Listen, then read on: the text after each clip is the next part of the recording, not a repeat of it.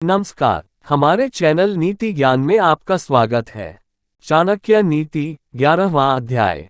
उदारता, वचनों में मधुरता, साहस, आचरण में विवेक, ये बातें कोई पा नहीं सकता, ये मूल में होनी चाहिए। जो अपने समाज को छोड़कर दूसरे समाज को जा मिलता है, वह उसी राजा की तरह नष्ट हो जाता है जो अधर्म के मार्ग पर चलता है। हाथी का शरीर कितना विशाल है, लेकिन एक छोटे से अंकुश से नियंत्रित हो जाता है। एक दिया घने अंधकार का नाश करता है, क्या अंधेरे से दिया बड़ा है? एक कड़कती हुई बिजली एक पहाड़ को तोड़ देती है, क्या बिजली पहाड़ जितनी विशाल है? जी नहीं, बिल्कुल नहीं। वही बड़ा है जिसकी शक्ति छा जाती है। इससे कोई फर्क नहीं पड़ता कि आकार कितना है।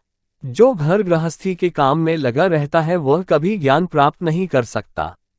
मौस खाने वाले के हृदय में दया नहीं हो सकती। लोभी व्यक्ति कभी सत्य भाषण नहीं कर सकता, और एक शिकारी में कभी शुद्धता नहीं हो सकती। एक दुष्ट व्यक्ति में कभी पवित्रता उदित नहीं हो सकती, उसे चाहे जैसे समझा लो। नीम का वृक्ष कभी मीठा नहीं हो सकता, आप चाहे उसकी शिखा से मूल तक घी और शक्कर छिड़क दे।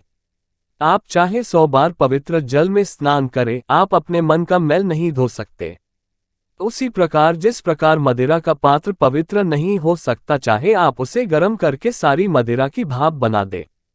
इसमें कोई आश्चर्य नहीं कि व्यक्ति उन बातों के प्रति अनुद्गार कहता है जिसका उसे कोई ज्ञान नहीं। उसी प्रकार जैसे एक जंगली शिकारी की पत्नी हाथी के सर का मणि फेंककर गूंजे की माला धारण करती है।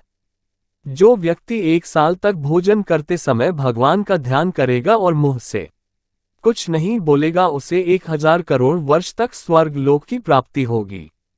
एक विद्यार्थी पूर्ण रूप से निम्नलिखित बातों का त्याग करे। 1. काम। 2. क्रोध। 3. लोभ। 4. स्वादिष्ट भोजन की अपेक्षा। 5. शरीर का श्रृंगार। 6. अत्यधिक जिज्ञासा। 7. अधिक निद्रा। 8. शरीर निर्वाह के लिए अत्यधिक प्रयास। वही सही में ब्राह्मण है जो केवल एक बार के भोजन से संतुष्ट रहे, जिस पर 16 संस्कार किए गए हो, जो अपनी पत्नी के साथ महीने में केवल 1 दिन समागम करे, माहवारी समाप्त होने के दूसरे दिन। वह ब्राह्मण जो दुकानदारी में लगा है, असल में वैश्य ही है। निम्न स्तर के लोगों से जिस व्यवसाय में संपर्क आता है, वह व्यवसाय ब्राह्मण को शूद्र बना देता है। वह ब्राह्मण जो दूसरों के काम में रंगे डालता है, जो दंभी है, स्वार्थी है, धोखेबाज है, दूसरों से घृणा करता है और बोलते समय मुंह में मिठास और हृदय में क्रूरता रखता है, वह एक बिल्ली के समान है। एक ब्राह्मण जो तालाब को, कुएं को, टाके को, बगीचे को और मंदिर को नष्ट करता है, वह मलेच्छ है।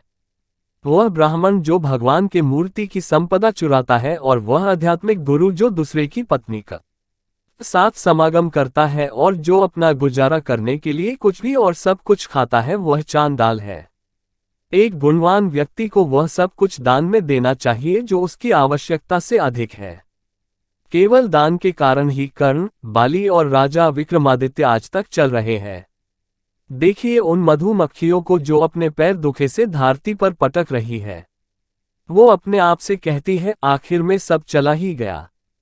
हमने हमारे शहद को जो बचा कर रखा था, ना ही दान दिया और ना ही खुद खाया।